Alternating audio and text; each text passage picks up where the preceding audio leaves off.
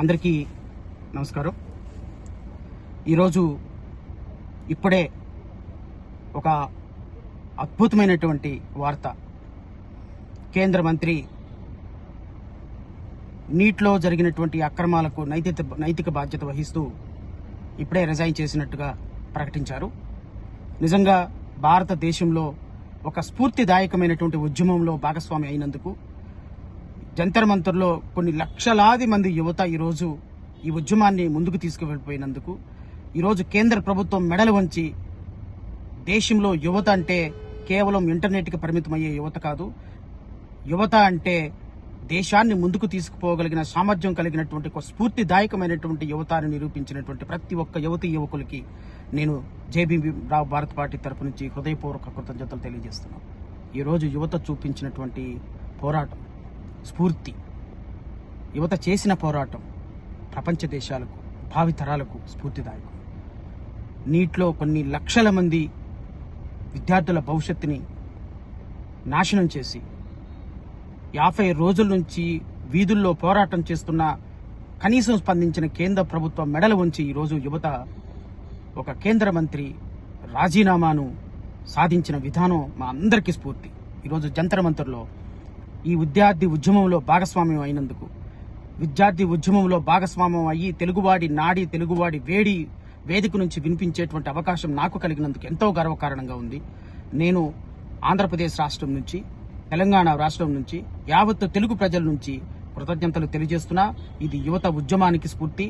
యువత ఇదే విధంగా ముందుకు సాగితే ఖచ్చితంగా భావితరాలకు ఒక అద్భుతమైనటువంటి విజయాన్ని భారతదేశానికి అందించగలమని అయితే నేను ఈరోజు నమ్ముతున్నా. భారత ప్రధాన న్యాయమూర్తి కూడా తన వ్యాఖ్యల్ని వెనక్కి తీసుకునే విధంగా ఈరోజు యువత చేసినటువంటి స్ఫూర్తిదాయకమైనటువంటి పోరాటం అద్భుతం, అమోఘం. కానీ అత్యంత దురదృష్టకరం ఏంటి అంటే, చెగోవీరాని ఆదర్శంగా తీసుకుని, భగత్ సింగ్ని రోల్ మోడల్గా తీసుకుని, ఈ దేశంలో అంబేద్కర్ రాజ్యాంగాన్ని నా స్ఫూర్తిదాయకంగా తీసుకున్నానని చెప్పినటువంటి పవన్ కళ్యాణ్ లాంటి ఒక ఉప ముఖ్యమంత్రి ఈరోజు జంతర్ మంతర్లో లక్షలాది మంది చేస్తున్నటువంటి విద్యార్థుల ఉద్యమాన్ని కించపరుస్తూ, తోలనాడుతూ, ఈ పోరాటం కేవలం పెయిడ్ ఉద్యమం అంటూ, ఈ పోరాటం హింసాత్మకము అంటూ నిరుపేద బడుగు బలహీన వర్గాల విద్యార్థులు చేస్తున్నటువంటి పోరాటాన్ని అభివర్ణించినటువంటి విధానం అత్యంత దురదృష్టకరం. నిజంగా ఇలాంటి నాయకులు మన రాష్ట్రానికి, మన దేశానికి నిజమైన చెదపురుగులు. వీరిని నిర్మూలించాలి తప్ప విద్యార్థులు చెదపురుగులు కాదు అని మరొకసారి తెలియజేసుకుంటూ, ఈ ఉద్యమంలో భాగస్వాములైనటువంటి ప్రతి జేబీపీ కార్యకర్తను నేను అభినందిస్తున్నా. ఈరోజు జంతర్ మంతర్ నుంచి మా ప్రయాణం ముగిసింది. మా ప్రయాణం ముగిసిన కారణంగా మేము మళ్ళా మా యొక్క గమ్యస్థానాలకు చేరుతున్నాం.